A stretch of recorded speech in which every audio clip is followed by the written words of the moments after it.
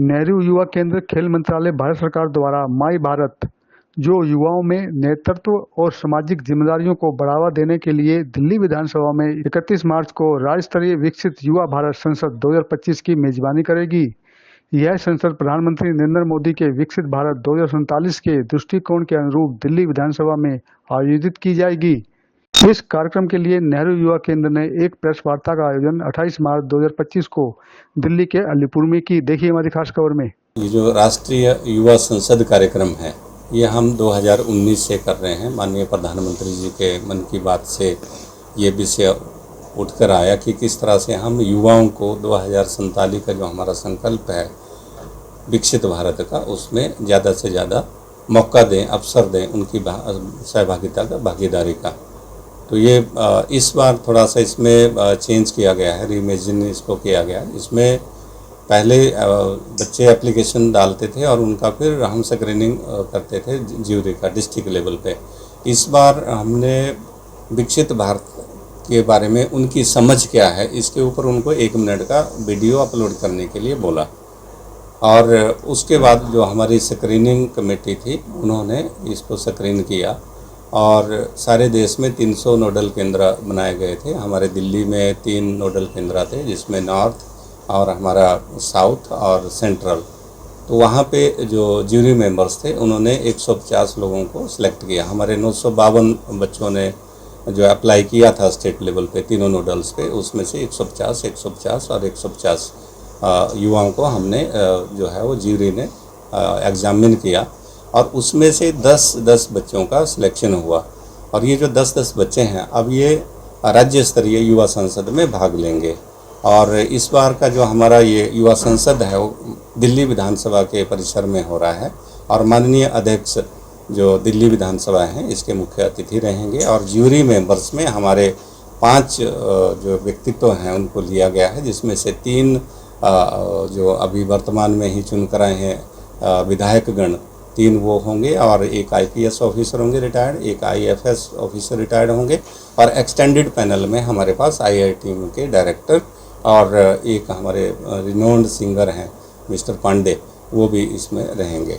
तो ये सारे जो हमारा यूथ है वो 31 मार्च को 9 बजे विधानसभा में पहुंचेंगे और वहाँ पर हमारा ये कंपटीशन होगा। जो ज्यूरी मेंबर्स हैं उनको चयन करेंगे। जो फर्स्ट, सेकंड, थर्ड जो आएंगे वो नेशनल लेवल का जो हमारा पार्लियामेंट का जो सेंट्रल हॉल है ओल्ड पार्लियामेंट का, उसमें कार्यक्रम रहेगा और उसमें हर स्टेट से फर्स्ट, सेकंड, थर्ड जो विनर्स हैं उसमें शामिल होंगे।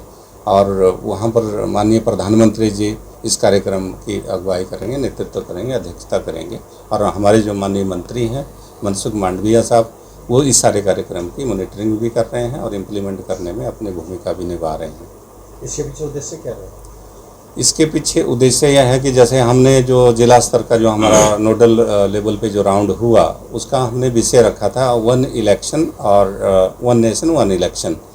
जो हमने 2047 के लिए जो विकसित भारत के पैरामीटर फिक्स किए हैं, उसमें एक पैरामीटर ये भी है, ये ऑब्जर्व किया गया कि अगर हम अपने देश को विकसित भारत के रूप में बनाना चाहते हैं तो 2047 के लिए क्या पैरामीटर होंगे। तो उसमें ये देखा गया कि जो हमारा चुनाव है उसमें बहुत सारा खर्च होता है, तो उस खर्च को और उसको रेगुलेट करने के लिए क्यों ना हम एक राष्ट्र है तो एक ही समय पे चुनाव हो। तो ये विषय के साथ हमने डिस्ट्रिक्ट राउंड किया था।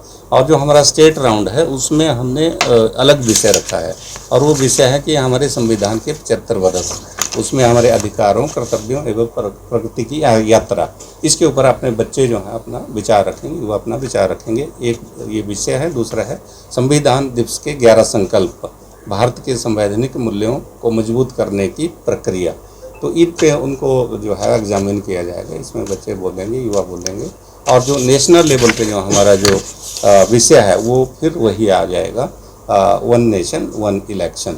तो उसमें जो हमारा यूथ है वो चूँकि आने वाले समय में जब 2047 आएगा तो 2047 में ये जो आज यूथ इस लोकसभा के संसद भवन में, सेंट्रल हॉल में या विधानसभाओं में जो पार्टिसिपेट कर रहे हैं, यही लोग तो होंगे वहाँ पर, चाहे संसद में होंगे, चाहे सरकार में होंगे, चाहे बिजनेस में होंगे।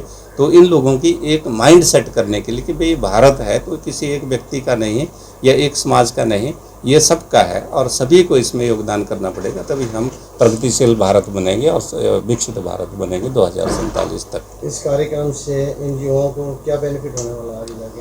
युवाओं को जो सबसे बड़ा है वो है कि हम माननीय प्रधानमंत्री जी ने कहा कि 1 लाख ऐसे युवाओं का चयन किया जाएगा राजनीति में शामिल करने के लिए जिनका कोई पॉलिटिकल बैकग्राउंड ना हो। तो उसके लिए जो बच्चे आगे आ रहे हैं, और मैंने पहले भी देखा है कि बच्चे जब वहाँ पार्लियामेंट हॉल में पहुँचते हैं, विधानसभा में पहुँचते हैं, तो उनके मन में एक बन जाता है, एक उनका माइंड सेट बन जाता है कि किसी न किसी दिन मैं भी इस मंत्री के स्थान पर या विधायक के स्थान पर, जहाँ आज मैं बाय डिफ़ॉल्ट हूँ या अपने गवर्नमेंट के एक अपॉर्चुनिटीज़ के माध्यम से वहाँ पर अगर हूँ मैं, लेकिन आगे आने वाले समय में ज़रूर यहाँ पर बैठूँगा। तो बहुत बड़ी बात है उनका जो चूँकि उनको बेनिफिट होगा ये सारा, कि उनका एक्सपोजर होगा, उनको एक अपना प्रोफाइल बनाने में सहायता उनको मिलेगी, उसके साथ ही उनका जो अपना देश के प्रति जो भावना है वो जागृत होगी। और जब सभी युवाओं के मन में इस तरह की भावना जागृत होगी तो हमें गर्व होगा कि हम ये कह सकें कि भारत विकसित है। क्या कोई एज लिमिट रखी गई है? हाँ, एज लिमिट इसकी 18 से 25 है, 18 से 25 वर्ष। तो ये इसके लिए निर्धारित की गई थी, जो डिस्ट्रिक्ट ग्राउंड पे, नोडल ग्राउंड पे 24 फरवरी 2025 तक जो बच्चे युवा 18 से 25 के बीच में थे उनको ये अवसर प्रदान किया गया। सम्मान के तौर पर क्या रखा गया है प्राइस? सम्मान के तौर पर जहां नोडल और स्टेट लेवल पर है वहां पर उनको रिकॉग्नाइज किया जाता है, फेलिसिटेट किया जाता है ट्रॉफी सर्टिफिकेट के साथ। और जो नेशनल लेवल पर है उसमें प्राइज़ जो है वो इस बार अभी नहीं किया गया अनाउंस, और जैसे होगा तो आपको बता दिया जाएगा। पिछली बार क्या दिया गया था? 3 लाख, 2 लाख और 1 लाख रुपए।